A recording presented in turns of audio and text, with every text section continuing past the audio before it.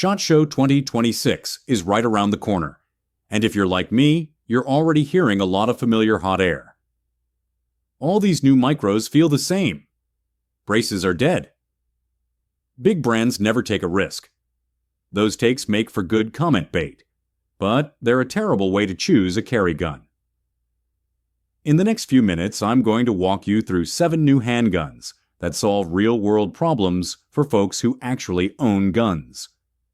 Micro-compact recoil that won't beat you up. Large-format pistols you can actually control past pistol distances. And even a premium carry piece that feeds from magazines you already own. Your decisions this year could mean the difference between making a fast follow-up shot and flinching through a second magazine. I've ranked each gun based on shootability, reliability-minded design, aftermarket ecosystem, carry footprint, and whether the company can actually deliver once the banners come down. Stick around. You may need to rethink your wish list. Number 7. Hellcat OS P380.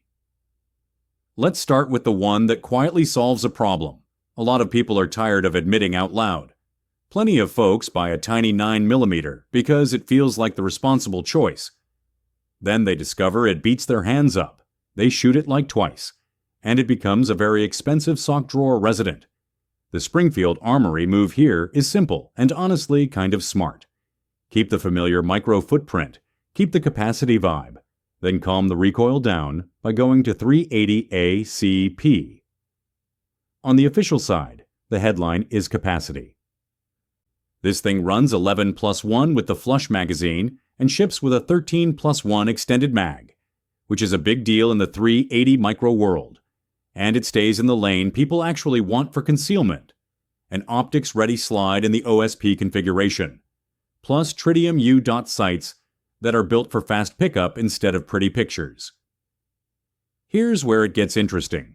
This is not a free lunch gun.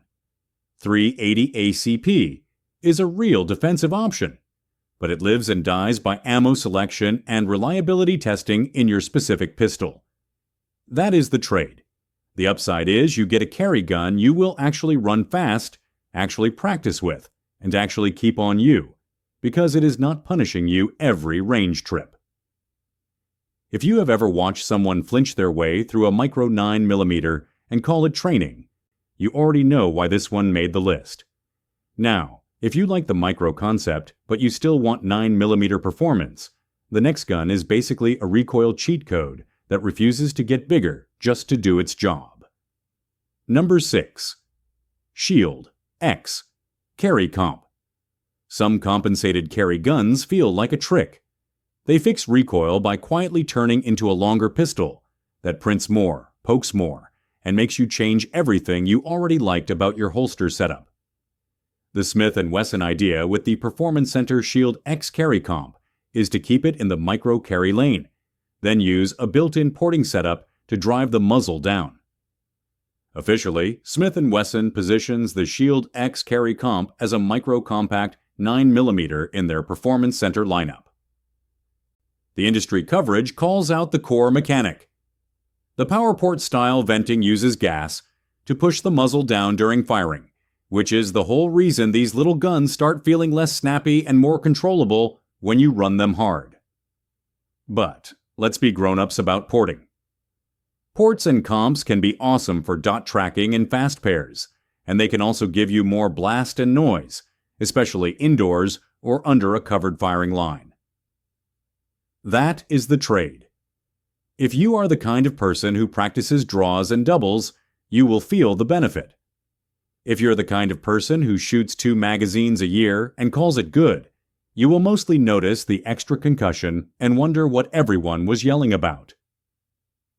This one ranks high because it is aimed at the real problem. Micro carry 9mm recoil that steals accuracy and speed from normal shooters. The whole point is getting back on target faster without forcing you into a longer gun to do it. Alright, now let's pivot from carry gun that shoots flatter to carry gun that wants to cosplay as a tiny PDW. And yes, people are going to argue about it in the comments.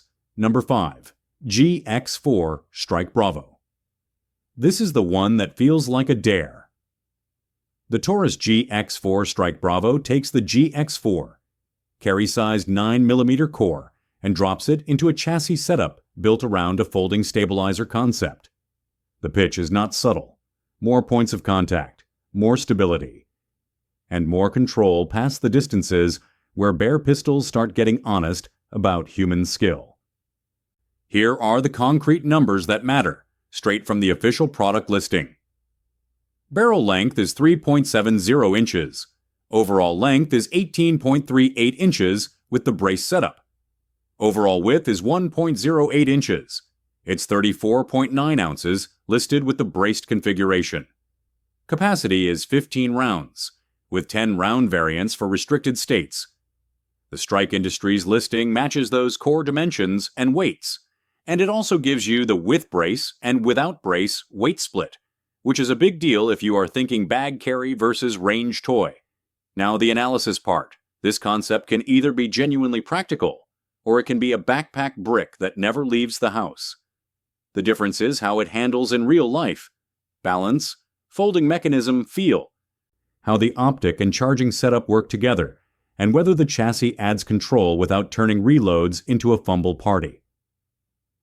The reason it made the list is simple.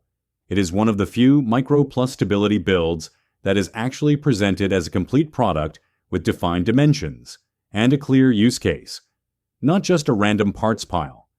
If you want a truck gun style handgun, this is going to pull you in. If you want deep concealment, you will look at the length number and immediately say, nope. Both reactions are valid. That's what makes it interesting. Now for a very different flavor of big format handgun, where the whole flex is magazine compatibility, and a layout that feels closer to a mini carbine than a pistol.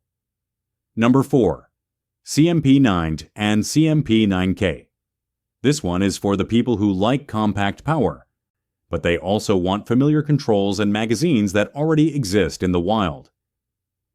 The Caracal CMP9 and Caracal CMP9K are being framed as 9x19mm NATO pistols that feed from MP5-style magazines, and that alone is enough to make a lot of shooters lean forward. According to the reporting, you get a 9-inch barreled CMP9 and a 6-inch barreled CMP9K, built on machine 7075T 6 aluminum, with cold hammer forged barrels and a threaded muzzle. There's also a product brief from Edge Group describing the broader CMP9 family as a modular 9x19mm platform, with multiple barrel options in the lineage, which helps explain why this concept exists in the first place. Here's the real evaluation angle. If you have ever shot a well-behaved pistol caliber platform that stays flat and runs reliable magazines, you know why people love them. The question is whether this lands as a serious, dependable, large pistol option, or whether it ends up in the awkward middle, where it is heavier than a normal handgun and still not as practical as a true PCC. This is a hands-on gun. You need to feel the recoil system, feel the charging setup, and see if it runs with real MP5 mags. If it does, it becomes a very compelling niche tool. If it does not, it becomes a very expensive conversation piece. Now let's jump from modern modular blowback vibe to something we do not get enough of lately. Metal frames and hammer guns that are unapologetically built around competition and duty roles. Number 3. A TC and ATD series. Striker-fired polymer 9mm pistols are great. They are also everywhere. So when Steyr shows up with the ATC and ATD series, leaning hard into metal frames and hammer systems, that gets my attention. The official Steyr page says the ATC series was developed for competition markets like IPSC and PPC. And it describes these sport pistols as being made entirely of stainless steel. That already tells you the intent. Weight and stability first. Fast transitions and predictable tracking. Industry coverage reinforces that competition focus and talks about the steel frame construction and accessory rail, which fits the built to run hard on a match belt identity. And then you've got other analysis pointing out the broader design lane, describing the series as a new handgun line with a conventional locked breech approach and a goal of filling a market gap. Why it ranks this high is the split personality. ATC is aimed at competition. ATD is aimed at service, carry, and defensive use. That means you are not getting one compromise gun trying to please everyone. You are getting a family that is at least trying to respect different jobs. The limitation is also obvious. New lineups live and die by support. Holsters, magazines, optic plates, parts, and the boring little stuff that makes a gun easy to own. If Steyr executes, this becomes a genuine alternative for people bored with the striker monoculture. If they stumble, early adopters end up doing unpaid beta testing. Alright, we have covered the approachable carry gun, the Compt Micro, the PDW concept, the MP5 mag blowback lane, and the metal hammer comeback. Now we hit the premium carry space, where the price is spicy and the expectations are even spicier. Number 2. HDC 3.6. This is the I want a compact gun that runs like a duty gun entry. The Staccato HDC 3.6 is basically a compact high-end 9mm, with a feature set that screams hard use, not safe queen. On the official product page, you're looking at 15+1 capacity, a 3.6-inch bull barrel, a 4 to 4.5 pound single-action trigger, and a listed weight of 24 ounces without a magazine inserted. And the part that will make a lot of people do a double take is the magazine ecosystem. The broader conversation around this model is that it leans into a Glock pattern magazine lane, which is basically the opposite of proprietary headache. That matters because premium guns can be amazing, and they can also become annoying when magazines are rare, expensive, or picky. Here's the trade. Compact 2011 style guns can be extremely shootable, and they can also be less forgiving if tolerances and magazines do not play nice. The price tag means you do not get to be mostly reliable. You have to be boringly reliable. That is the standard. The upside is when you get a compact pistol that tracks flat, resets clean, and stays controllable with defensive ammo. It feels like cheating compared to most micros. This ranks at number 2 because it is clearly aimed at a serious carry buyer who wants performance, not just aesthetics. It is also a signal. Even premium brands are acknowledging ecosystem matters. People want magazines they can actually source and support gear that already exists. And now we hit number 1. This is the market mover. This is the booth that changes what everyone else has to react to. Number 1. Glock Gen 6. This is the one that actually moves the market because it's not a new flavor.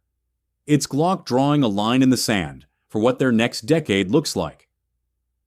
Glock has already put it in writing that Gen 6 is a real launch, and they're starting with the big 3 most people actually live with: G17 Gen 6, G19 Gen 6, and G45 Gen 6, all in 9mm Luger. Built around a new Gen 6 optic-ready system and a reshape of the ergonomics that's supposed to show up in your hands, not just on a spec sheet.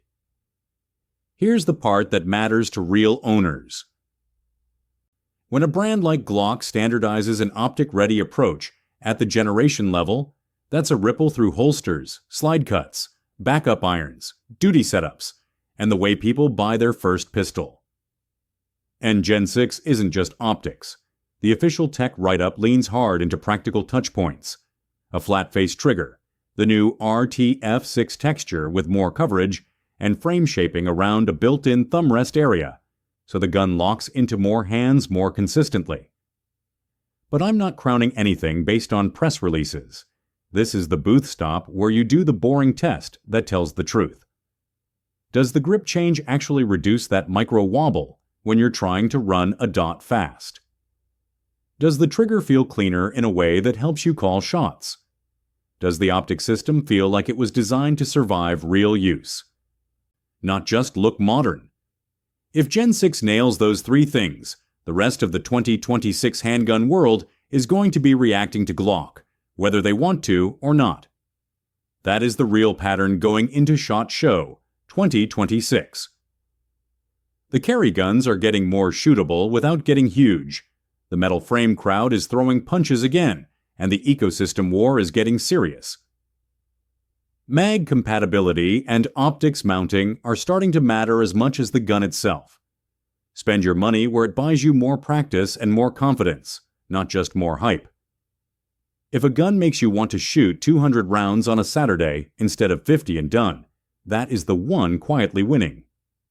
Drop a comment and tell me which one you would actually wait in line to shoot, and which one you think is about to get overhyped. Hit like, subscribe, and I'll see you in the next one, and as always, ho!